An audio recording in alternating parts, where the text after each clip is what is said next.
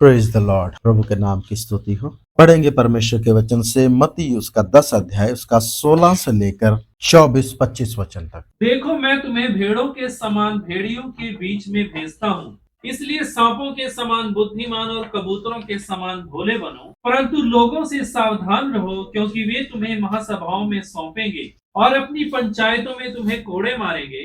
तुम मेरे लिए हाकिमों और राजाओं के सामने उन पर और अन्य जातियों पर गवाह होने के लिए पहुंचाए जाओगे। जब वे तुम्हें पकड़वाएंगे तो यह चिंता न करना कि हम किस रीति से या क्या कहेंगे, क्योंकि जो कुछ तुमको कहना होगा वह उसी घड़ी तुम्हें बता दिया जाएगा। क्योंकि बोलने वाले तुम नहीं हो, परंतु तुम्हारे पिता का आत्मा तुम्हें बोलता है। भाई भाई को और पिता पुत्र को घात के लिए सौंपेंगे और बच्चे माता पिता के विरोध में उठकर उन्हें मरवा डालेंगे। मेरे नाम के कारण सब लोग तुमसे बैर करेंगे, पर जो अंत तक धीरज धरे रहेगा उसी का उद्धार होगा।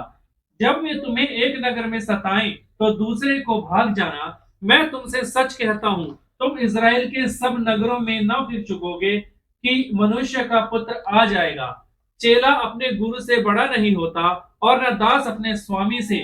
चेले का गुरु के और दास का स्वामी के बराबर होना ही बहुत है। जब उन्होंने घर के स्वामी को शैतान कहा तो घर उसके घर वालों को क्या कुछ ना कहेंगे। प्रभु के नाम की स्तुति हो। यीशु मसीह ने जब चेलों को नियुक्त किया, नियुक्त करने के बाद उनको भेजा, उनको अधिकार दिया।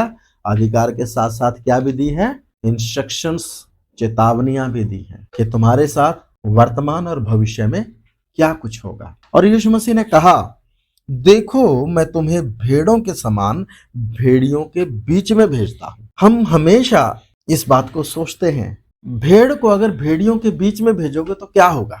सामान्य सी सोच है, भेड़ को अगर भेड़ियों के बीच में भेजोगे तो क्या होगा? भेड़िए क्या करेंगे? फाड़ खाएंगे। तो क्या परमेश्वर समझदारी से काम कर रहा है? क्या ये बुद्धिमानी है? और ये कलीसिया के समय में नहीं है। आप देख लीजिए, यहेजकेल को क्या बोलता है? हे मनुष्य के संतान, वो तेरी सुने या ना सुने। कितने परमेश्वर के नबी, मैक्सिमम नबी अनुकूल परिस्थितियों में परमेश्वर ने नहीं भेजा है, उनको प्रतिकूल परिस्थितियों में ही भेजा है। यिर्मयाह ने प्रचार किया तो किसने सुना? वो रोता रहा, वो बिलखता रहा, उसकी किसी ने नहीं सुनी। यहेजकेल की किसने सुनी? मूसा जिन लोगों की अगुवाई करता था वही लोग तो उस पर पत्थर उठाते थे। उसको फॉलो करने वाले ज्यादा नहीं थे। मजबूरी में जब कोई आदमी दुनिया से चला जाता ना तब महान हो जाता है, लेकिन जब वो दुनिया में होता कोई नहीं पूछता उसे, क्योंकि महान कौन होते हैं? जो मर गया या हमसे दूर है। हमारे पास वाला कोई महान नहीं हो सकता। यीशु मसीह ने जब अपने गांव में अपने आप को रिवील किया एज ए क्राइस्ट, तब लोग क्या बोले? क्या हम इसकी माँ और इसके भाइयों को नहीं जानते? हमारे बीच में ही तो रहते हैं, ये ऐसा कैसे बोल सकता है? गुस्से में आए और यीशु को पकड़कर पहाड़ की चोटी पर ले गए। तेरा किस्सा क्या करेंगे? खत्म करेंगे। तू कहे का मसीह? हम तो तुझे क्या करते हैं जानते हैं। यीशु ही मसीह था, लेकिन इजराइल के धार्मिक अगुओं ने स्वीकार नहीं किया। क्यों? क्योंकि वो अपनी अपेक्षाओं के अनुसार चाहते थे। हमारे हिंदू समाज में देवताओं को, गुरुओं को, बाबाओं को, सत्संगों को कपड़ों की तरह बदलते हैं। जहां से आराम मिल गया वहां जाके माथा टेक लेंगे, अगर नहीं आराम आया तो उसको छोड़कर क्या करेंगे? चले जाएंगे। अब्राहम परमेश्वर को जानता था और एक ही परमेश्वर था। वो उसके अंतःकरण में बैठी हुई एक बात थी कि परमेश्वर एक ही है। वो कहीं गया नहीं, संतान की चाहत में वो दर दर भटका नहीं। अगर परमेश्वर ने नहीं दिया तो उसने जुगाड़ लगाया, क्योंकि वो तो चाहता था ना कि परमेश्वर ने बोला मैं तुझे दूंगा, और वो उसी हिसाब से सब कुछ छोड़ के निकल आया। तो परमेश्वर को क्या करना चाहिए था? देना चाहिए था। लेकिन परमेश्वर ने जब उसको 62 साल की उम्र में बुलाया और 99 साल की उम्र में क्या देता है? संतान। अब बताइए इसका कुतुक बनता है। लेकिन परमेश्वर अपने व्यक्तित्व को अपने कामों के द्वारा प्रकट करता है। जब उसने अब्राहम पर अपने आप को सर्वशक्तिमान के तौर पर प्रकट किया तो सर्वशक्तिमान क्या होता है अब्राहम को क्या किया? बताया भी। जब अब्राहम अपने बल पर, अपने पौरुष पर भरोसा रख रहा था कि परमेश्वर देगा और मुझ में पौरुष है और मैं एक पिता बनने के क्या हूं?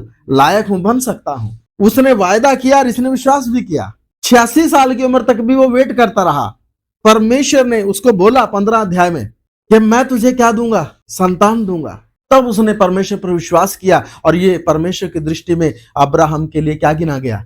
धर्म गिना गया। लेकिन बाद में परमेश्वर फिर चुप, क्योंकि रोज परमेश्वर उनसे क्या नहीं करता था, बातें नहीं करता था। सालों सालों बाद परमेश्वर उनसे बात करता था। परमेश्वर फिर चुप। फिर अब्राहम और सारा ने विचार किया कि शायद हम ही गलत होंगे। सारा ने एक सैक्रिफाइस किया, अपनी दासी को, अपने पति को पत्नी होने के लिए क्या कर दी, दे दी। शायद मुझसे नहीं तो दूसरी औरत से संतान तो किसकी ही कहलाएगी, अब्राहम की। लेकिन परमेश्वर बोलता है नहीं, ये स्वीकार्य नहीं, सारा ही से क्या होगा। तब अब्राहम परमेश्वर के उपस्थिति में गिर गया और हंसकर बोलता है, इश्माएल पर ही तेरी दया बनी रहे, यही बहुत है। हंस रहा है, सारा भी हंस रही है। बुढ़ापे में जब वो हंस रहे हैं कि अब कुछ होने जाने वाला नहीं है, तब परमेश्वर बोलता है अगले साल बसंत ऋतु में इसी समय आऊंगा। क्यों ऐसी एक्टिविटी परमेश्वर ने अब्राहम के साथ की, ताकि अब्राहम इस बात को जान ले कि तेरे सहारे की मुझे क्या नहीं है, जरूरत नहीं है। तेरे पौरुष की जरूरत नहीं है, मैं सर्वशक्तिमान हूं।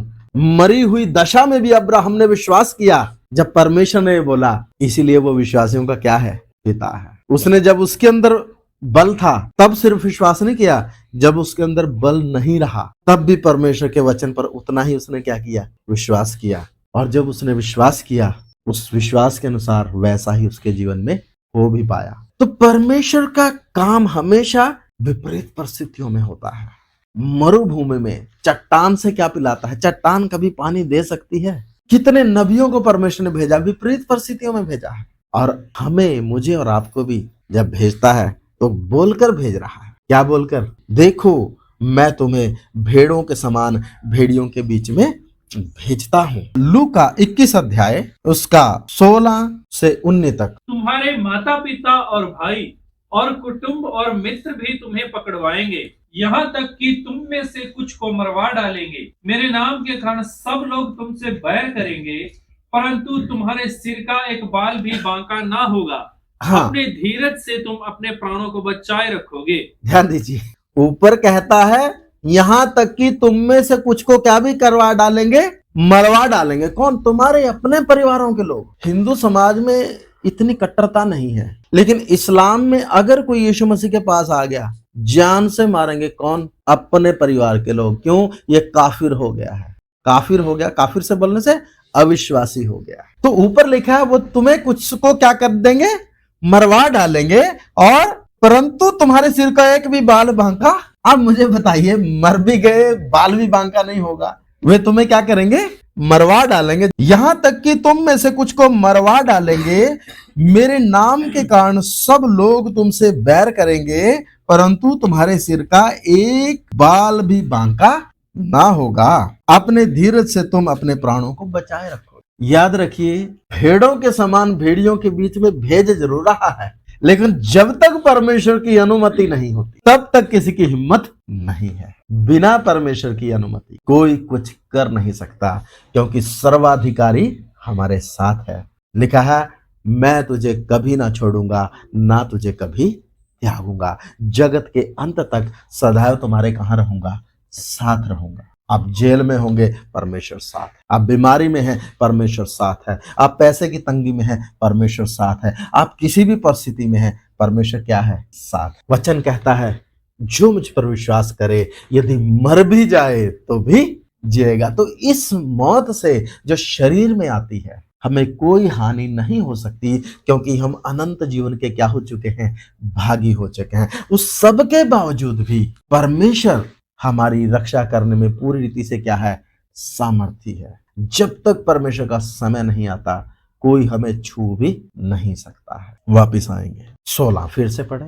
देखो मैं तुम्हें भेड़ों के समान भेड़ियों के बीच में भेजता हूँ, इसलिए सांपों के समान बुद्धिमान और कबूतरों के समान भोले बनो। हाँ, एक और चीज, जा तो रहे हो, जोश में नहीं जाना है। क्या इस्तेमाल करना है? सांपों के समान अकलमंद। सांप अकलमंद होते हैं। देखिए, जिसके कान नहीं है, सांप को धुंधला दिखता है, आप कितनी दूर से आ रहे हैं ये जमीन से पता कर लेता है कि कोई आ रहा है। डिसीजन लेता है, क्योंकि वो अपनी सेफ्टी को क्या देता है, प्रेफरेंस देता है। आप देख लीजिएगा, जो सांप डरता है वो लंबा जीता है, और जो ढीठ होता है, जो अड़ता है, वो थोड़ा जीता है, क्योंकि लोग उसे क्या कर देते हैं, मार देते हैं। सांप बहुत है, अक्सर आपको मिलेंगे नहीं। क्यों? वो टाइम से पहले ही क्या हो जाते हैं, वो आपके चलने की आवाज से ही क्या हो जाते हैं, वो वो अपनी जगह छोड़कर क्या हो जाते हैं। प्रभु भी यही कहता है, समय और परिस्थितियों को, उनकी आहट को समझ लेना, आत्मा में इतना जागृत होना। यहाँ प्रभु क्या कहता है, सांप आपके कदमों की आहट, आप अपने काम से जा रहे हैं, आप नहीं बोल रहे, आप दुबक रहे हैं, वो जो बहरा है तो भी आपको मिलेगा नहीं, वो इतना सतर्क। यहाँ क्या लिखा है, पढ़ें, दोबारा पढ़ें। इसलिए सांपों के समान बुद्धिमान और कबूतरों के समान भोले बनो। देखने के लिए भोले और बिल्कुल क्या होना है, प्रभु भेड़ों की नाई भेड़ियों के बीच में भेज रहा है अपनी उपस्थिति, अपनी सुरक्षा के साथ। लेकिन हमें क्या भी बोल रहा है कि सांपों की नाई क्या रहना है। जैसे सांप पहले से ही आहट को क्या कर लेता है, पहचान लेता है, उस आहट के हिसाब से आपने कैसे एक्ट करना है, आपने उतना सतर्क होना है। किसमें, सेवकाई के दौरान। डरपोक होने की नहीं बात कही गई, यहाँ आगे भी हम पढ़ेंगे थोड़ा सा। सतर्क और चौकस होने की बात की गई है। डरपोक होकर सेवा कर ही नहीं सकते। डरपोक तो स्वर्ग में भी नहीं जाएंगे, क्योंकि परमेश्वर ने हमें डर का नहीं, किसका आत्मा दिया है, दिलेरी का, साहस का आत्मा। सांपों के समान बुद्धिमान, उर्दू में पढ़ेंगे तो अकलमंद लिखा है, कबूतरों के समान भोले। तो किस परिस्थिति में कैसे सेवा करनी है, कैसे निर्णय लेने हैं, ये पवित्र आत्मा की अगुवाई में क्या करना है, जानकर करना है, जोश में नहीं करना है। जोश में चलने वाले लोग बुद्धिमान नहीं होते हैं। परंतु लोगों से सावधान रहो। परंतु लोगों से सावधान रहो। पिछले क्लास में हमने पढ़ा था, जो लोग तुम्हें स्वीकार ना करें उस नगर के बाहर जाकर धूल में झाड़ दो। मतलब उस गांव को, उस नगर को, उन लोगों को तुच्छ जानो और उनकी धूल से भी परहेज करो, क्योंकि अब उन पर परमेश्वर का क्या आने वाला है, न्याय आने वाला है। यूहन्ना 3:17 में लिखा है, जिन्होंने पुत्र को स्वीकार नहीं किया उन पर दंड की आज्ञा हो चुकी। पुत्र पर विश्वास जिन्होंने नहीं किया। लोगों से सावधान रहना है, अलर्ट मोड में रहना है, आत्मा में जागते रहना है। कैसे काम करना है, समय और परिस्थिति के हिसाब से निर्णय लेना है। क्योंकि वे तुम्हें महासभाओं में सौंपेंगे और अपनी पंचायतों में तुम्हें कोड़े मारेंगे। तुम मेरे लिए हाकिमों और राजाओं के सामने उन पर और अन्य जातियों पर गवाह होने के लिए पहुंचाए जाओगे।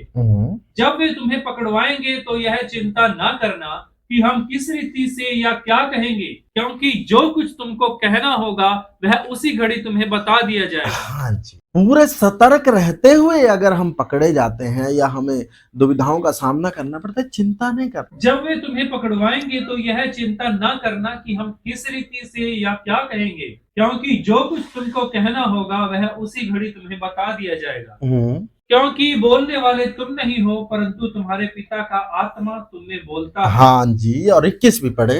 भाई भाई को और पिता पुत्र को घात के लिए सौंपेंगे और बच्चे माता पिता के विरोध में उठकर उन्हें मरवा डालेंगे। मेरे नाम के कारण सब लोग तुमसे बैर करेंगे, पर जो अंत तक धीरज धरे रहेगा उसी का उद्धार होगा। हाँ जी, मेरे नाम के कारण सब लोग तुमसे बैर करेंगे। स्वाभाविक बात है। क्यों प्रभु कहता है, जब उन्होंने मुझसे बैर किया तो तुमसे भी क्या करेंगे, बैर करेंगे। दुनिया में आप किसी सत्संग में चले जाइए, कोई दिक्कत नहीं है, लेकिन जब यीशु मसीह के पास आते हैं तो दिक्कत होती है। किसको दिक्कत है जी? शैतान को दिक्कत है, शैतान की आत्मा को दिक्कत है। और जो लोग शैतान की आत्मा के कब्जे में हैं वो मसीहत का विरोध करें। ये तो हम कभी बदल नहीं सकते, लेकिन समय और परिस्थिति के अनुसार क्या कर सकते हैं, निर्णय। मैंने प्रेरितों के काम की स्टडी की है। पौलुस जहां सेवकाई में समस्या आती थी वहां से क्या हो जाता था, निकल जाता था। क्योंकि परमेश्वर का उद्देश्य हमें जेल में रखना नहीं है, परमेश्वर का उद्देश्य हमें बंधनों में रखना नहीं है। एक समय के लिए वो बंधन आने देता है ताकि वो बंधनों में रहकर भी अधिकारियों के सामने या कितने लोगों के सामने गवाही देने का क्या बने, अवसर बने। लेकिन परमेश्वर अपने लोगों को बुद्धिमानी से बर्ताव करने का निर्देश देता है। 22 पढ़े। मेरे नाम के कारण सब लोग तुमसे बैर करेंगे, हाँ जी, पर जो अंत तक धीरज धरे रहेगा उसी का उद्धार होगा। जो अंत तक धीरज धरे रहेगा, प्राण देने तक विश्वास योग्य रहे, उसी का क्या होगा, उद्धार होगा। 23। जब वे तुम्हें एक नगर में सताएं तो दूसरे को भाग जाना। जब वे तुम्हें एक नगर में सताएं तो दूसरे को भाग जाना। घर नहीं जाना अपने, दूसरे को भाग जाना। आगे, मैं तुमसे सच कहता हूँ, तुम इज़राइल के सब नगरों में न फिर चुकोगे, कि मनुष्य का पुत्र आ जाएगा। और प्रभु का वचन कहता है तुम सब नगरों में पहुंचोगे नहीं कि मनुष्य का पुत्र क्या हो जाएगा, आया। और ये सच है, एक चिन्ह है। 24 और 25। चेला अपने गुरु से बड़ा नहीं होता और न दास अपने स्वामी से। चेले का गुरु के और दास का स्वामी के बराबर होना ही बहुत है। जब उन्होंने घर के स्वामी को शैतान कहा तो उसके घर वालों को क्या कुछ ना कहेंगे। हाँ जी, तो संसार में अगर हमें आदर मिलता है, सम्मान मिलता है, या हम संसार में ये सब ढूंढते हैं तो हम गलत। लेकिन अगर संसार में हमें वही सब मिलता है जो यीशु को मिला तो हम सही। एक गीत है, आओ जग के लोग सब ही यीशु राजा बुलाता है। आओ जग के लोग सब ही यीशु राजा बुलाता है।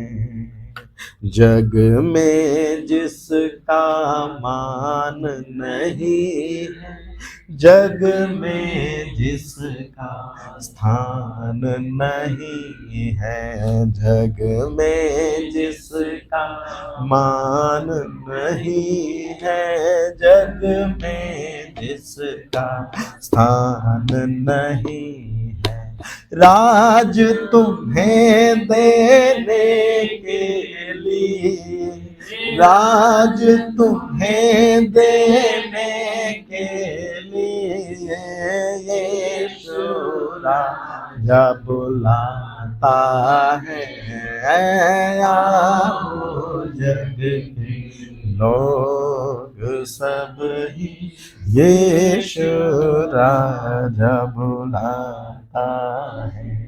Praise the Lord। हमने इस बात को पढ़ा है कि यीशु कितनी बार विरोध के समय में जंगलों में जाकर क्या हो जाता था, छुप जाता था। कितनी बार वो विपरीत परिस्थितियों को देखकर हट जाता था। क्या वो डरपोक था? अगर वो डरपोक होता तो फिर सलीब पर जाने के लिए स्वेच्छा से अपने आप को क्यों देता? सो इसलिए हमें जब भी प्रभु में आगे बढ़ते हैं, डर के साथ नहीं, बुद्धिमानी के साथ क्या करना है, बर्ताव करना। अगर आप एक दिन में 5 लोगों को भी वचन बताते हैं काफी है। क्योंकि मैं आपको एक बात बताऊं, यहाँ ओपन प्रचार सुन के कितने लोग बैठे हैं? कलीसियाओं में, पूरा मसीह समाज में ओपन प्रचार सुन के कितने लोग आते हैं? इंडिविजुअल इवेंजलिज्म, पर्सनल इवेंजलिज्म से 70% काम होता है, और क्रूसेड, हीलिंग क्रूसेड और ओपन एयर से, बाकी सब युक्तियों से 30% काम होता है। रिजल्ट अगर लेना है, आत्माओं को अगर बचाना है, तो इंडिविजुअल प्रचार करना सबसे बेस्ट है। अगर पवित्र आत्मा बोले ओपन भी करना है, उससे भी पीछे नहीं हट। आप सब लोग, सिर्फ एक से नहीं होता ना।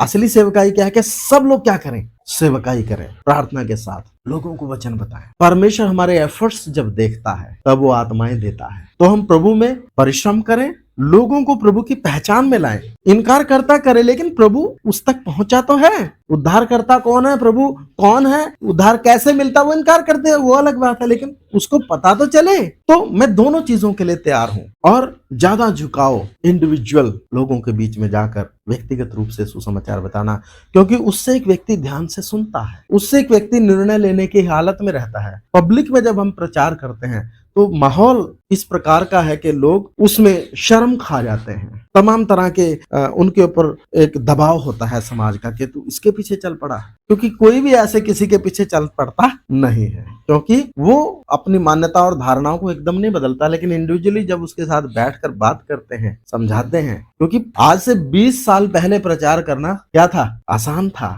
आज के समय में प्रचार करना इस तरीके से क्या नहीं है। लेकिन ये नहीं मैं कहता कि प्रचार करना सही नहीं है, जरूर करें, लेकिन क्या किया जाए, जो भी किया जाए परमेश्वर की आत्मा की अगुवाई में किया जाए। रिजल्ट चाहिए तो हमें व्यक्तिगत रूप से लोगों के पीछे क्या करना है, जाना है। पवित्र आत्मा अगुवाई करे तो ओपन भी प्रचार करना, ऑप्शन सारे खुले होने हैं। इसलिए बुद्धिमानी से क्या करना है, काम करना। जब हम किसी से कोई पहचान बनाकर बात करते हैं तो वो हमारी बात को क्या करता है, सुनता है, क्योंकि उसके दिमाग में ये नहीं है कि मैं किसी दूसरे धर्म का प्रचार सुन रहा हूँ। उसके दिमाग में ये रहता है कि मैं इसके बारे में भी सुन रहा हूँ जो इस भाई की क्या है, सोच है, मान्यता है। तो वहां पर ज्यादा मौका होता है एक व्यक्ति को मन फिराव का। सो हमें क्या करना है, परमेश्वर की आत्मा की अगुवाई में, जबकि मैं आप सच बताता हूँ, वचन के अनुसार हमें ओपन प्रचार करना है। वचन के अनुसार अगर आप देखिए, पौलुस ने, पतरस ने, यीशु मसीह ने, प्रथम शताब्दी की कलीसिया ने, क्योंकि ये जो वचन लिखा है किसने लिखा है?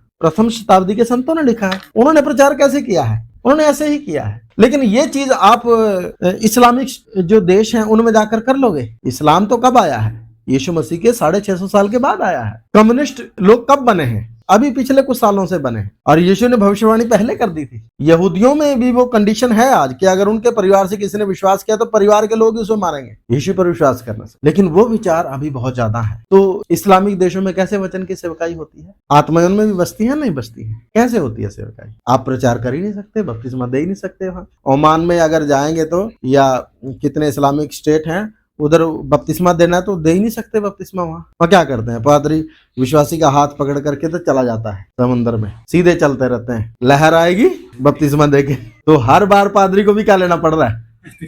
परिस्थितियां ऐसी हैं। पर नहीं, बपतिस्मा ऐसे ही होता है, ऐसे पकड़ के ऐसे डुबाया जाता है? नहीं भाई, परिस्थितियां वैसी। तो हमें मतलब है काम करने से, आम खाने हैं, गुठलियां गिननी है।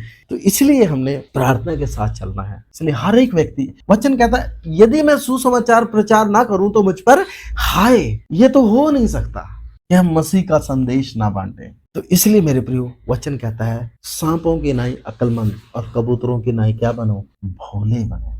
आइए कोई एक जन प्रार्थना करें। सर्वशक्तिमान पिता परमेश्वर, एक बार फिर तेरे चरणों में आते हैं मेरे प्रभु जी। धन्यवाद इस समय इस घड़ी के लिए पिता, जो तूने हमारे जीवन में दी है प्रभु जी। हालेलुया। हम योग्य तो नहीं थे पिता परमेश्वर तेरे चरणों में, तो तेरी डेढ़ी के नजदीक आते पिता परमेश्वर। तेरी महान दया, तेरी करुणा, तेरे पुत्र के प्रेम के द्वारा हम आपके ऊपर हुआ पिता परमेश्वर। Yes Lord, yes Lord. जब हम इस घड़ी में प्रभु जी तेरा धन्यवाद, सब बातों के द्वारा, तेरे वचन के द्वारा तेरी तुझे महिमा दिया प्रभु जी, जो हम दे सकते हैं पिता परमेश्वर। इसलिए तूने हमें सृजा है पिता परमेश्वर। हालेलुया। सहायता करे, मदद करे मेरे परमेश्वर के डेडिकेशन, समर्पण हम में एक वो आग पिता परमेश्वर इन दिनों में, अंत के समय में प्रभु जलने पाए पिता परमेश्वर। हम अपने लिए नहीं, परंतु जो तूने हमें ज्योति चमकाई है पिता परमेश्वर, वो गवाह होने के लिए, जो अंधकार में पड़े लोग हैं पिता परमेश्वर, ताकि वो भी उस उजाले में आए।